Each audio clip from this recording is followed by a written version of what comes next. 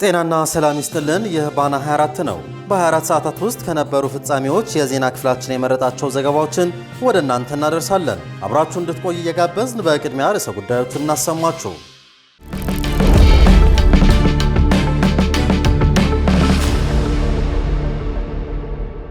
ጠቅላይ ሚኒስትር አብይ አህመድ በሹመኞቻቸው መማረራቸው ተናገሩ። ሚኒስትሮቻቸው ብልጽግና በሚሰራቸው ስራዎች እየረኩ መቸገራቸውን ገልጸዋል።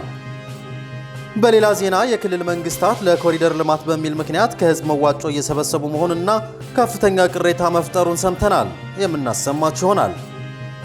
በመቀሌ የተቃውሞ ሰልፍ ተካሄደ። ይህንን ሰልፍ የሚመለከት ዘገባ ይዘናል። በወለጋ ታጣቂዎች በፈጸሙት ጥቃት 15 ሰዎች መገደላቸውን ተሰማ። ታጣቂዎቹ ከመንግስት ኃይሎች ጋር በከተማ ተዋግተዋል። በሌላ ዜና ፋኖ የብልጽግና ወታደሮች በገፍ እየተቀላቀሉኝ ነው አለ። ታጣቂ ቡድኑ የመከላከያ ከፍተኛ አዛዥም ማርኬያለሁ ሲል አስታውቋል። ጅቡቲና አሜሪካ ህጋዊ ሰነድ የሌላቸው ኢትዮጵያውያን ከሀገራቸው ለአንዴና ለመጨረሻ እንደሚያስወጡ አስጠነቀቁ። በተለይም አሜሪካ በስደተኞቹ ላይ ቀጭን ትዕዛዝ አስተላልፋለች። የአሜሪካ መንግስት የአዲስ አበባ ጉብኝቱን ሰረዘ። የአገሪቱ መንግስት ጉብኝቱን የሰረዘበት ምክንያት የምትሰሙት ይሆናል። አፍሪካዊቱ ሀገር ከቻይና ጋር የጋራ ወታደራዊ ልምምድ ጀመረች። በመካከለኛው ምስራቅና በአፍሪካ ያለውን ወታደራዊ ይዞታ ለማስፋት በአካባቢው ያለው የአሜሪካ አሻራ መቀነሱን የሚያሳይ ነው ተብሏል። በሌላ በኩል ከአሜሪካ ጋር በታሪፍ ጦርነት ላይ ያለችው ቻይና ልዕልናዋን ለማሳየት አካባቢውን ለመቆጣጠር ያለመ እርምጃ ሊሆን እንደሚችል ተገምቷል። ባና 24 እነዚህና ሌሎች ጉዳዮች ያነሳል። አብራችሁን ቆዩ።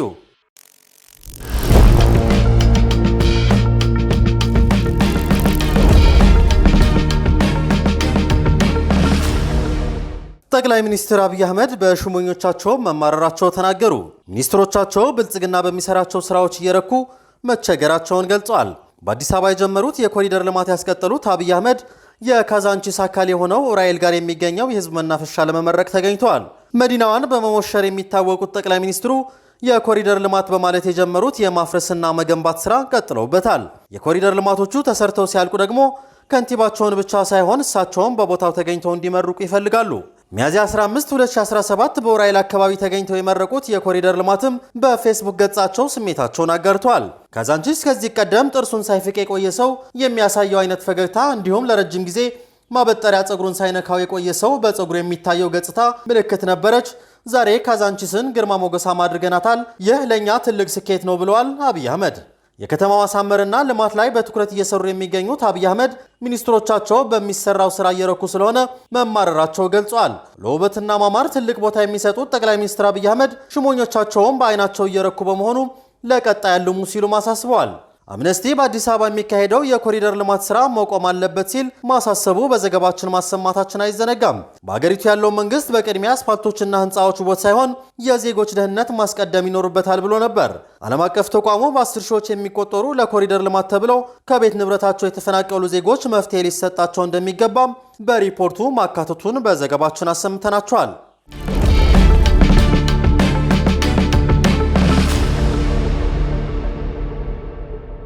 በሌላ ዜና የክልል መንግስታት ለኮሪደር ልማት ከህዝብ መዋጮ እየሰበሰቡ መሆኑን ተሰማ።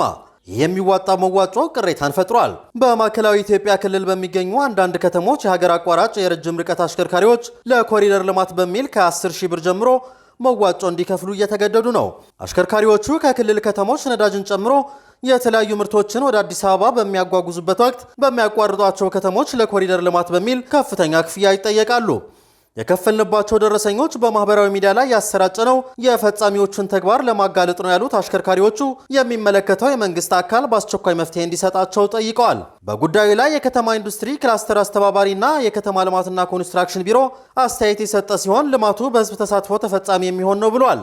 የከተሞቹ የኮሪደር ልማት በመንግስት በባለሀብቶችና በህዝቡ ተሳትፎ እየተከናወነ ያለ የልማት ስራ በመሆኑ መዋጮው ግዴታ መሆኑን ይናገራሉ።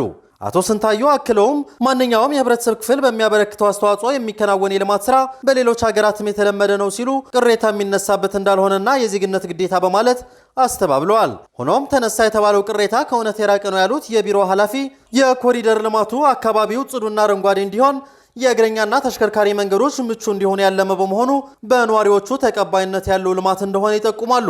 ማህበረሰቡ የተጠቀሱትን ዓላማዎች እንዲሳኩ በአቅሙ እንዲደግፍ ቅስቀሳ ሲደረግ በፈቃደኝነት ላይ የተመሰረተ እንጂ በአስገዳጅነት አይደለም። በማህበራዊ ሚዲያ ላይ የሚሰራጨው መረጃም ሐሰተኛ ነው ሲሉ አቶ ስንታየው ወልደ ሚካኤል ተናግረዋል። በክልልም ሆነ በከተማ ደረጃ አስገዳጅ የኮሪደር ልማት መዋጮ የሚሰበሰብበት አሰራር የለም የሚሉት ኃላፊው ማህበረሰቡ በፍላጎት የሚሳተፍበት የልማት ስራ ነው ይላሉ።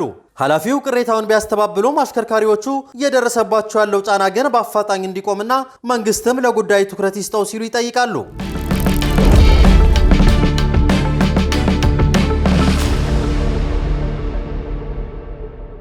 በመቀሌ የተቃውሞ ሰልፍ ተካሄደ። በመቀሌ በዛሬው ዕለት የተቃውሞ ድምጻቸውን ያሰሙ የማህበረሰብ ክፍሎች ቤት ፈላጊዎች ናቸው። በክልሉ በተለምዶ 70 ካሬ ተብሎ የሚጠራውና 84 ካሬ በማህበር ለተደራጁ ቤት ፈላጊ ህብረተሰብ ክፍሎች የሚሰጠው ቦታ ቅሬታ እየተነሳበት ነው። ይህ የቤት መስሪያ ቦታ ለተደራጁ የህብረተሰብ ክፍሎች በሁለት ዙር የተሰጠ ሲሆን ለሶስተኛ ጊዜ እንደሚሰጥም ቃል ተገብቶ ቤት ፈላጊ ሰዎች እንዲደራጁ ተደርጓል። ሆኖም እነዚህ ለሶስተኛ ጊዜ የተደራጁ የማህበረሰብ ክፍሎች ገንዘባቸውን ማስቀመጥ ከጀመሩ 6 ዓመት ቢሆናቸውም ቤት የሚሰሩበት ቦታ እስካሁን አልተሰጣቸውም። እንዲሁም መጀመሪያ በማህበር ሲደራጁ ቃል እንደተገባላቸው የ84 ካሬና እስከ 2 ፎቅ የሚያሰራ ቦታ ሳይሆን አፓርታማ ነው የሚሰጣቸው መባላቸው ቅሬታ እንደፈጠረባቸው ሲናገሩ ቆይተዋል። በዛሬው ዕለት ቤት የምንሰራበት ቦታ ይሰጠን የሚል ጥያቄ በሰልፍ ያሰሙ ሰልፈኞች በመቀሌ ከተማ ደጀን እየተባለ በሚጠራው የትግራይ ጊዜያዊ አስተዳደር ጽሕፈት ቤት ተገኝተዋል። ለ6 ዓመታት የቆጠብነውን ገንዘብ ምላሽ ይሰጠው ሲሉም በሰልፉ ድምጻቸውን አሰምተዋል።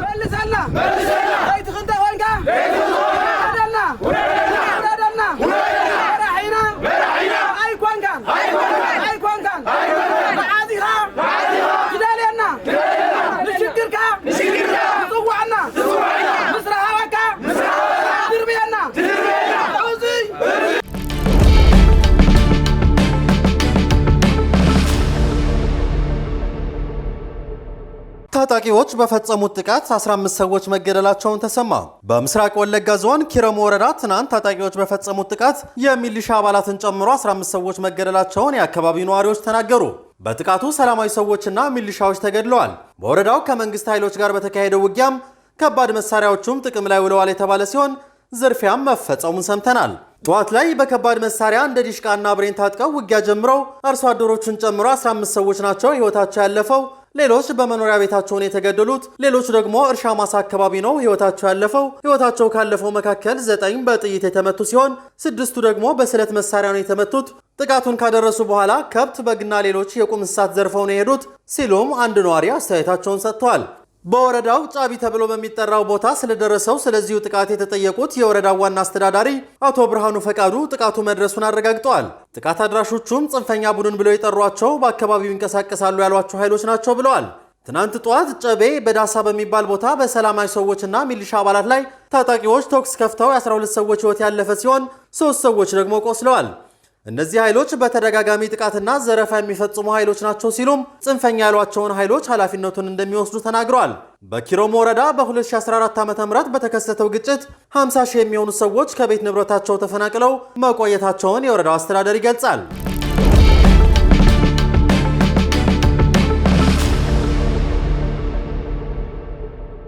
ፋኖ የብልጽግና ወታደሮች በገፍ እየተቀላቀሉኝ ነው አለ። ታጣቂ ቡድኑ የመከላከያ ከፍተኛ አዛዥም ማርክ ያሉ ሲል አስታውቋል። በአማራ ክልል እየተካሄደ ያለው ውጊያ አሁንም ድምጹን ከክልሉ እንዲያልፉ ነው እየቀጠለ ይገኛል። በክልሉ በንጹሃን ዜጎች ላይ በሚደርሰው ጥቃት ብዙዎች ህይወታቸውን እያጡ አካላቸው እያጎደሉ እንዲሁም ንብረታቸው እየወደመ ነው። መከላከያ ታጣቂዎችን እንጂ ንጹሃን ላይ አልደረስኩም ሲል፣ የፋኖ ታጣቂዎች ደግሞ የተገደለብን አባል የለም ሲሉ በማስተባበል ምላሽ ይሰጣጣሉ። እንደዚህ ሆኖ የቀጠለው ውጊያ 2 ዓመት ሊደፍን ወራቶች ብቻ ቀርቶታል። የበንዲህ እያለ በዛሬው ዕለት የፋኖ ታጣቂዎች ባወጡት መረጃ የብልጽግና የመከላከያ ኃይል አባላት ቡድንን እየተቀላቀሉ ነው ብለዋል።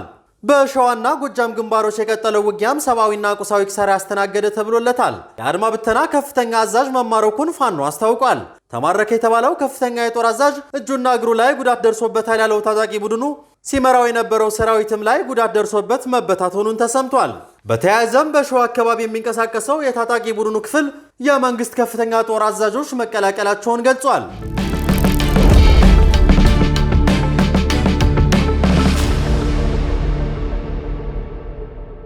ጅቡቲና አሜሪካ ህጋዊ ሰነድ የሌላቸው ኢትዮጵያውያን ከሀገራቸው ለአንዴና ለመጨረሻ እንደሚያስወጡ አስጠነቀቁ። የኢትዮጵያ ጎረቤት ሀገር የሆነችው ጅቡቲ ህጋዊ ሰነድ የሌላቸው ኢትዮጵያውያን ስደተኞች ከሀገሯ እንደምታስወጣ አስጠንቅቃለች። ህገወጥ የምትላቸው ስደተኞችም ራሳቸው ሀገሪቱን ለቀው ካልወጡ እንደሚጠረዙ ነው ያስጠነቀቀችው። ይህ ህገወጥ የምትላቸው ስደተኞችን ማባረር ደግሞ በቅርቡ እንደሚጀምር የአገሪቱ መንግስት አስታውቋል። የጅቡቲ ፕሬዝዳንት ኢስማኤል ኦማር ጉሌህ አማካሪን ጠቅሶ የፈረንሳይ ዜና አገልግሎት እንደዘገበው ጅቡቲ የሚገኙ ህገወጥ ስደተኞች በሚያዝያ መጨረሻ ማለት በአንድ ሳምንት ውስጥ ሀገሪቱን ለቀው እንዲወጡ የሀገሪቱ የሀገር ውስጥ ጉዳይ ሚኒስትር አዟል። ውሳኔውም በዋነኝነት የጸጥታና የጤና ስጋቶችን መነሻ ያደረገ መሆኑንም ተናግረዋል። አማካሪው በጅቡቲ ምን ያህል ህገወጥ ስደተኞች እንዳሉ ግን አልተናገሩም። ጅቡቲ ለበርካታ የኢትዮጵያ የሶማሊያና የኤርትራ ስደተኞች ወደ ሀብታሞቹ የመካከለኛው ምስራቅ ሀገራት መሸጋገሪያ ናት። ተመድ እንዳስታወቀው በ2024 ብቻ በጅቡቲ አድርገው ወደ ሌሎች ሀገራት ለመሻገር የሞከሩ ቢያንስ የ558 ስደተኞች ህይወት አልፏል። በጅቡቲ ህጋዊ የመኖሪያ ሰነድ የሌላቸው ኢትዮጵያውያንና የሌሎች ሀገራት ዜጎች ወደ የሀገራቸው የመመለሻ ጊዜ አለመራዘሙን በጅቡቲ የኢትዮጵያ ኤምባሲ አስታውቆ ነበር። ይህ በእንዲህ እያለ በአሜሪካ የሚገኙ ሰነድ የሌላቸው ስደተኞች መመለስ እንደማይችሉ አድርጌ አስወጣለሁ ሲል የአገሪቱ መንግስት አስጠንቅቋል። በአዲስ አበባ የሚገኘው የአሜሪካ ኤምባሲ በሰጠው ማስጠንቀቂያ ከተፈቀደላቸው የቆይታ ጊዜ በላይ በአሜሪካ የሚቆዩ ሰዎች ዳግም ወደ አሜሪካ እንዳይገቡ መደረግን ጨምሮ የህግ ተጠያቂነት እንደሚያስከትልባቸው አስታውቋል። የቆንስላ ኦፊሰሮች ያለፈውን የጉዞ ታሪክና ጥፋቶች ማየት ስለሚችሉ ማምለጥ የሚችሉበት መንገድ የለም ብሏል ኤምባሲው በማስጠንቀቂያው። የአሜሪካ የውጭ ጉዳይ ሚኒስትር ማርክ ሩቢዮ በቅርቡ አሜሪካን መጎብኘት በነፃ የተሰጠ አይደለም፣ ይህ ህጎቻችንና እሴቶቻችን ለሚያከብሩ ሰዎች የተሰጠ ልዩ መብት ነው ብለዋል። ከዚህ ቀደም በኢትዮጵያ የአሜሪካ ኤምባሲ በህገ ወጥ መንገድ ወደ አሜሪካ መግባት፣ ቪዛ ለማግኘት መዋሸት፣ ያለ ህጋዊ ስራ ፈቃድ መስራትና የቪዛ ጊዜ ካለቀ በኋላ በአሜሪካ መቆየት ከባድ ቅጣት እንደሚያስከትል አስጠንቅቆ እንደነበር ይታወሳል። ይህን መሰል ማስጠንቀቂያ በአዲስ አበባ ከሚገኘው የአሜሪካ ኤምባሲ ብቻ አይደለም የተሰጠው። በሌሎች የዓለም ሀገራትም በሚገኙ የአሜሪካ ኤምባሲዎች ተመሳሳይ ማስጠንቀቂያ የተሰጠ መሆኑን ለማወቅ ተችሏል።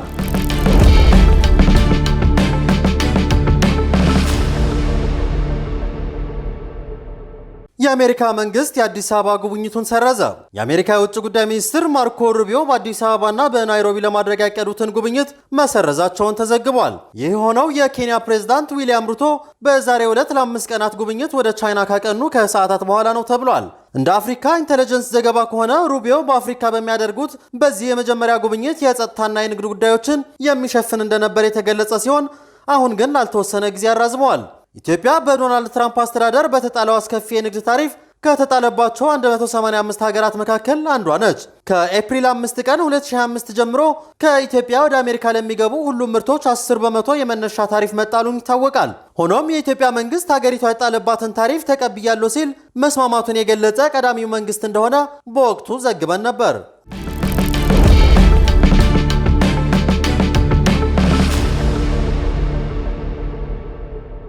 ኢትዮጵያ የኢኮኖሚ ልዕልናዋን ለኬንያ አስረከበች። አይኤምኤፍ ይዞት በወጣው ሪፖርት ኬንያ በ2025 የምስራቅ አፍሪካን ትልቁን የኢኮኖሚ ባለቤት በመሆን ኢትዮጵያን ልትቀድም ነው ብሏል። ይህም ኬንያ በኢኮኖሚ በልጣ በመገኘቷ ሳይሆን የኢትዮጵያ ኢኮኖሚ በመዳከሙ ነው ሲል ተቋሙ በሪፖርቱ ጠቅሷል። ኢትዮጵያ የኢኮኖሚ ልዕልናዋን ለኬንያ እንድታስረክብ የሆነበት ምክንያት ደግሞ የብልጽግናው መንግስት የምንዛሬ ተመን ፖሊሲ በመቀየሩ ብሩ በዶላር ላይ እስከ 55 በመቶ ድረስ ቅናሽ በማሳየቱ ነው ተብሏል። ስለዚህም ዓለም አቀፉ የገንዘብ ድርጅት አይኤምኤፍ ባወጣው አዲስ ትንበያ መሰረት ኬንያ በ2025 የምስራቅ አፍሪካ ትልቁን የኢኮኖሚ ባለቤት በመሆን ኢትዮጵያን ልትቀድም ትችላለች። ትላንት የወጣው አዲሱ ትንበያው እንደሚያመለክተው የኬንያ አጠቃላይ የሀገር ውስጥ ምርት በ2025 ወደ 132 ቢሊዮን ዶላር የሚደርስ ሲሆን ይህም የኢትዮጵያን 117 ቢሊዮን ዶላር ይበልጣል።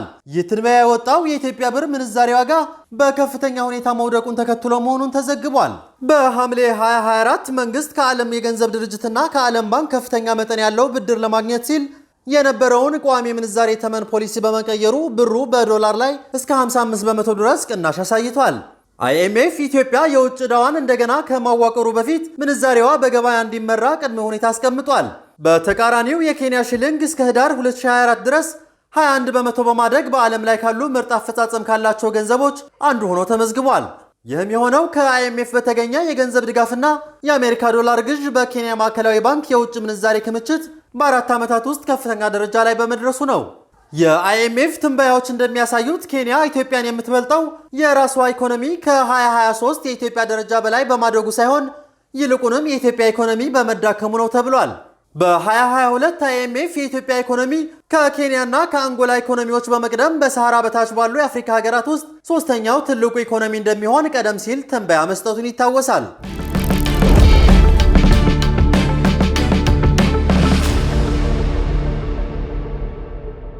አፍሪካዊቷ ሀገር ከቻይና ጋር የጋራ ወታደራዊ ልምምድ ጀመረች። ቻይና በበኩሏ ይህንን ልምምድ ታሪካዊ ስትል ጠርተዋለች። ቻይና ኢኮኖሚዋን ለማሳደግ በአፍሪካ የተመረጡ ሀገራት ላይ ኢንቨስት ማድረግና የሰው ኃይሏ ማሰማራት እንደ ስትራቴጂ ትጠቀምበታለች። ከአሜሪካ ጋር የኢኮኖሚ ውጥረት ላይ የምትገኘው ቻይና ከግብፅ ጋር በመሆን ወታደራዊ ልምምድ እያደረገች መሆኑን ተሰምቷል። ቻይናና ግብፅ በእስራኤል ድንበር አቅራቢያ ለመጀመሪያ ጊዜ የጋራ ወታደራዊ ልምምድ አድርገዋል። ቤጂንግ ኢግልስ ኦፍ ሲቪላይዜሽን 2025 ብላ ለጠራችው የላቁ ተዋጊ ጀቶች ወደ ግብፅ ልካለች።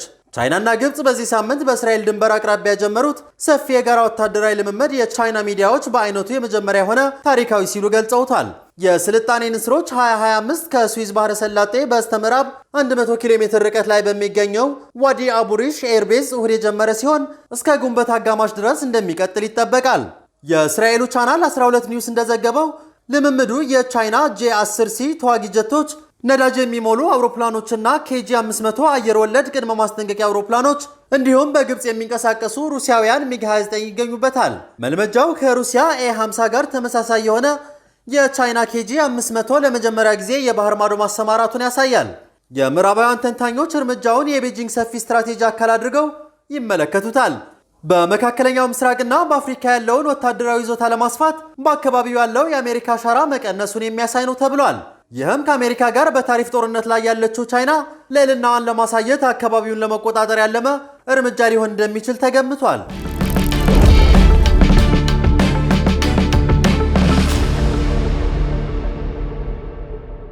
ህንድ ከፓኪስታን ጋር የምትዋሰንበትን ድንበር ዘጋች። ህንድ ድንበሯን የዘጋችው በምታስተዳድረው የካሽሚር ግዛት ጥቃት ተከፍቶ የ26 ጎብኚዎች ሕይወት ካለፈ በኋላ ነው። ህንድ ድንበሯን ከመዝጋቷ በተጨማሪ የፓኪስታን ዲፕሎማቶችንም ማባረሯን ስትገልጽ፣ ፓኪስታን ህንድ ለወሰደችው እርምጃ አጸፋ ለመስጠት ዛሬ ብሔራዊ የደህንነት ስብሰባ ታደርጋለች ተብሏል። ሁለቱ ሀገራት በካሽሚር ላይ የይገባኛል ጥያቄ የሚያነሱ ሲሆን ይህንን ጥቃት ማን እንደፈጸመው የታወቀ ነገር የለም ተብሏል። ህንድ በተጨማሪ በሁለቱ ሀገራት መካከል በዓለም ባንክ አደራዳሪነት የኢንዱስ ውሃን ለመጋራት ተፈርሞ የነበረውን ውል ማፍረሷን ገልጻለች። በተጨማሪ ህንድ ለፓኪስታን ዜጎች በሰጠችው ልዩ የቪዛ መብት ወደ ሀገሯ የገቡ ፓኪስታናውያን በ48 ሰዓት ከሀገሯ እንዲወጡ ስታዝ በፓኪስታን ያላትን ወታደራዊ ዲፕሎማት እንደምታስወጣም ተናግራለች። ፓኪስታን በጥቃቱ ላይ የኔ ተሳትፎ የለበትም ያለች ሲሆን የህንድ መገናኛ ብዙሃን ጥቃቱን በፓኪስታን የሚደገፍ ታጣቂ ፈጽሞታል ብለው ዘግበዋል። ሁለቱ የኒኩለር የጦር መሳሪያ ታጣቂ ጎረቤት ሀገራት በካሽሚር የይገባኛል ጥያቄ የሚያነሱ ሲሆን በ2019 በዚህ ጉዳይ ወደ ግጭት መግባታቸውን ይታወሳል።